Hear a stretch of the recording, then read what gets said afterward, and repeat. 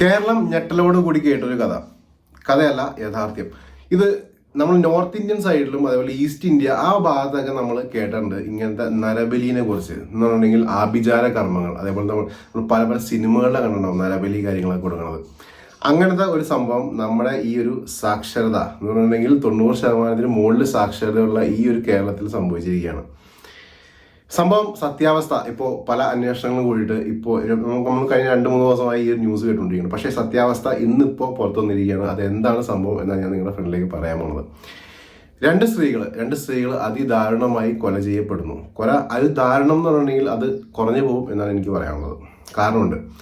റോസ്ലി എന്ന് പറഞ്ഞൊരു ലേഡി, അതുപോലെ പത്മം, ഇവർ രണ്ടുപേരാണ് ഇതിന് ഇരയായേക്കണത്. പത്മം എന്ന് പറഞ്ഞ ലേഡി ഒരു തമിഴ്നാട് സ്വദേശിനിയാണ്. ലേഡി ഇവിടെ എറണാകുളത്ത് അല്ലെങ്കിൽ നമ്മുടെ കേരളത്തിൽ ഒരു വർഷങ്ങളായിട്ട് ഇവിടെ ലോട്ടറിയൊക്കെ വിറ്റ് ജീവിച്ചുകൊണ്ടിരിക്കുകയാണ്.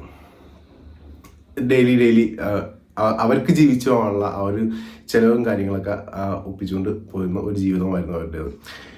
അങ്ങനെ ഇരിക്കുമ്പോഴാണ് ഈ ഒരു വില്ലൻ അല്ലെങ്കിൽ ഈ ഒരു സൂത്രധാരൻ എന്ന് നമുക്ക് വിളിച്ച് പറയാവുന്ന ഷാഫി എന്ന ആളുടെ എൻട്രി വരുന്നത്. ഷാഫി എന്ന ആൾ ആദ്യം എന്താ ചെയ്യുക വെച്ചിട്ടുണ്ടെങ്കിൽ ഒരു ഫേസ്ബുക്ക് ഐ ഡി, ഒരു പ്രൊഫൈൽ അല്ലെങ്കിൽ ഒരു വ്യാജ പ്രൊഫൈൽ ക്രിയേറ്റ് ചെയ്യുക. ശ്രീദേവി എന്നാണ് ആ ഒരു പ്രൊഫൈലിൻ്റെ പേര്. ആ ഒരു വഴി ഇവർ മുട്ടുകയാണ്. ഈ പറഞ്ഞ 2 ലേഡീസിനെ മുട്ടുകയാണ്. അതേപോലെ തന്നെ 2 ദമ്പതികൾ വേറെയുണ്ട്. 2 ദമ്പതികളുടെ പേരെന്താ വെച്ചിട്ടുണ്ടെങ്കിൽ ബഗൽ സിംഗും പിന്നെ ഭാര്യയുടെ പേര് ലീല എന്നാണ് എനിക്ക് തോന്നുന്നത്, ഉറപ്പില്ല. ബഗൽ സിംഗ് എന്നാണ് അദ്ദേഹത്തിൻ്റെ പേര്. അദ്ദേഹം ഒരു വൈദ്യനാണ്.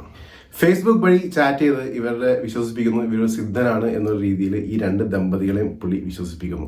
അതേസമയം ഈ 2 ലേഡീസിനെയും ഇയാൾ നേരിട്ട് പോയി മീറ്റ് ചെയ്യുന്നു. എന്നിട്ട് പറയുന്നു, നിങ്ങൾക്ക് ഈ അശ്ലീല സിനിമകൾ അഭിനയിക്കുകയാണെങ്കിൽ 10 ലക്ഷം രൂപ വരെ നിങ്ങൾക്ക് വരുമാനം ഉണ്ടാക്കാം എന്നുള്ള രീതിയിൽ പറഞ്ഞ് അവർ വലിപ്പിക്കുന്നു. അങ്ങനെ ഇവർ രണ്ടുപേരും ഏകദേശം സമ്മതം മൂളുന്നു. അങ്ങനെ ഇവർ രണ്ടുപേരെയും ഈ പത്തനംതിട്ടയിൽ ഇലന്തൂർ എന്ന് പറഞ്ഞ സ്ഥലത്തേക്ക് ഇവരെ എത്തിക്കുകയാണ്. ഒരു കാട് പിടിച്ചൊരു സ്ഥലം, അതിന് നടുക്കൊരു വീട്, ചുറ്റും കാട് പിടിച്ച് കിടക്കുന്നു. ഇവിടെ അവരെത്തിക്കുന്നു. ഇവരെ അവിടെ എന്ത് വെച്ചിട്ടുണ്ടെങ്കിൽ അവിടെ കെട്ടിയിടുന്നു. ഇവർ രണ്ടുപേരും അവിടെ കെട്ടിയിട്ടിട്ട് എന്താണ് സംഭവിച്ചതെന്ന് പറയാം. അതിനൊക്കെ മുമ്പ് തന്നെ എന്തുകൊണ്ട് ചെയ്തു എന്ന് ഞാൻ പറഞ്ഞുതരാം. ഈ 2 ദമ്പതികൾ, ഒരാൾ വൈദ്യനാണെന്ന് പറഞ്ഞു, ഭർത്താവ് വൈദ്യനാണ്, ലേഡി ഭാര്യയായിട്ട് അവിടെ ജീവിക്കുന്നു. ഇവർക്ക് ഐശ്വര്യം വരാൻ വേണ്ടിയിട്ട് നരബലി ചെയ്യണം എന്ന രീതിയിൽ ഇദ്ദേഹം ഈ ഫേസ്ബുക്ക് പ്രൊഫൈലിൽ കൂടി പരിചയപ്പെട്ട രീതിയിൽ ഫസ്റ്റ് തന്നെ അത് പറഞ്ഞ് അവരെ ബോധ്യപ്പെടുത്തുന്നു, അവരെ മനസ്സിലാക്കുന്നു, അവരെ സമ്മതം ആക്കിയെടുക്കുന്നു. അങ്ങനെ ഇവരെ നേരിട്ട് കാണുകയാണ്. സിദ്ധന്റെ വേഷത്തിലാണ് വരുന്നത്. ഇയാൾ വന്നിട്ട്, ഈ ഷാഫി എന്നുള്ള ആൾ വന്നിട്ട് പൂജ ചെയ്യുകയാണെന്നുണ്ടെങ്കിൽ നിങ്ങൾക്ക് സർവ്വ ഐശ്വര്യങ്ങളും ഉണ്ടാവും എന്ന് വരുത്തി തീർക്കുന്നു. അതേപോലെ തന്നെ 2 സ്ത്രീകളുടെ ബലി ഇവിടെ ആവശ്യമാണെന്നുള്ള രീതിയിലും പറഞ്ഞ് അവരെ വിശ്വസിപ്പിക്കുന്നു. അങ്ങനെയാണ് ഇദ്ദേഹം തന്നെ. അപ്പോൾ വൈദ്യൻ പറയുന്നു, നിങ്ങൾ എന്ത് ജോലി ചെയ്തോളൂ, നിങ്ങൾക്കുള്ള പൈസ ഞാൻ തന്നേക്കാം എന്നുള്ള രീതിയിൽ ഇദ്ദേഹത്തിനെ പറഞ്ഞ് വിശ്വസിപ്പിക്കുന്നു. ഇദ്ദേഹം എന്ത് ചെയ്തു, ഈ 2 സ്ത്രീകളെ അന്വേഷിച്ച് പോവുകയാണ്. അങ്ങനെയാണ് ഇവർ രണ്ടുപേരെയും ഇയാൾ ഈ ഒരു ഫേസ്ബുക്ക് പ്രൊഫൈൽ വഴിയും അതേപോലെ തന്നെ നേരിട്ട് കണ്ട് സംസാരിച്ച് ഈ ഒരു അശ്ലീല ചിത്രത്തിൽ അഭിനയിക്കുകയാണെങ്കിൽ ഇത്രയും വരുമാനം ഉണ്ടാക്കാം എന്നുള്ള രീതിയിലൊക്കെ പറഞ്ഞ് ഫലിപ്പിച്ചിട്ട് അവരെ ഇവിടെ വയ്ക്കുന്നു. ഈ വീട്ടിൽ കട്ടിലിൽ കിടത്തുന്നു. എന്നിട്ട് അവരെന്താ ചെയ്യുന്നത് വെച്ചിട്ടുണ്ടെങ്കിൽ ഇവരുടെ 2 കൈകളും 2 കാലുകളും കട്ടിലിൽ കെട്ടിയിട്ടിട്ട് മാതൃപരമായിട്ടുള്ള അവയവങ്ങളെല്ലാം അവർ അറുത്തു മാറ്റുന്നു. അത് ചെയ്തത് ആ ഒരു സിദ്ധന്റെ ഭാര്യയാണ് എന്നാണ് ഇപ്പോൾ പറയുന്നത്, ഉറപ്പില്ല, ന്യൂസിൽ മാത്രം പറയുന്നതാണ്. അതേപോലെ തന്നെ ഈ സിദ്ധൻ ഈ ലേഡിയെ കഴുത്തറുത്ത് കൊല്ലുന്നു എന്നാണ് ഇപ്പോൾ ന്യൂസ് വന്നേക്കുന്നത്. എന്നുണ്ടെങ്കിൽ കട്ട് ചെയ്ത് ആളെ കൊല്ലുന്ന ആ ഒരു ന്യൂസാണ് ഇപ്പോൾ പുറത്തേക്ക് വന്നത്. ഇങ്ങനെ 2 പേരെയും കൊല്ലുന്നു. ഈ 2 പേരുടെ ഡെഡ് ബോഡിയും 2 സ്ഥലങ്ങളിലായിട്ട് കുഴിച്ചു മൂടുന്നു. ഈ 2 ഡെഡ് ബോഡിയും 2 സ്ഥലങ്ങളിലായിട്ട് കുഴിച്ചു മൂടുന്നു. ഒന്ന് ആ വീടിൻ്റെ, ഞാൻ പറഞ്ഞ ഒത്ത കാടിൻ്റെ നടുക്കുള്ള ആ വീടിൻ്റെ അലക്കുകലിൻ്റെ അടുത്ത് കൊണ്ടുപോയിട്ട് അവർ മറവ് ചെയ്യുന്നു. മറ്റേ ഡെഡ് ബോഡി പറമ്പിൻ്റെ ബാക്ക് സൈഡിലായിട്ട് ഒരു സ്ഥലത്ത് കൊണ്ടുപോയിട്ട് മറവ് ചെയ്യുന്നു. അവിടെ മറവ് ചെയ്തിട്ട് ഇവർ കല്ലുപ്പ് വിതറിയും അതിൻ്റെ മുകളിൽ ഒരു മഞ്ഞൾ ചെടിയും വച്ച് പിടിപ്പിച്ചിരുന്നു. ഇത് എങ്ങനെയാണ് സംഭവം പുറത്തേക്ക് വന്നിട്ടുണ്ടെങ്കിൽ ഈ ഒരു ഞാൻ പറഞ്ഞ തമിഴ്നാട് സ്വദേശിയായിട്ട് പത്മം എന്ന് പറഞ്ഞ ലേഡിയുടെ മകൻ ഡെയിലി അമ്മയെ വിളിക്കാറുണ്ടായി. കഴിഞ്ഞ 2 ദിവസമായിട്ട് ഇവരുടെ കോളൊന്നും കണ്ടില്ല. അങ്ങനെയാണ് ഇത് കംപ്ലൈൻറ്റ് പോകുന്നത്.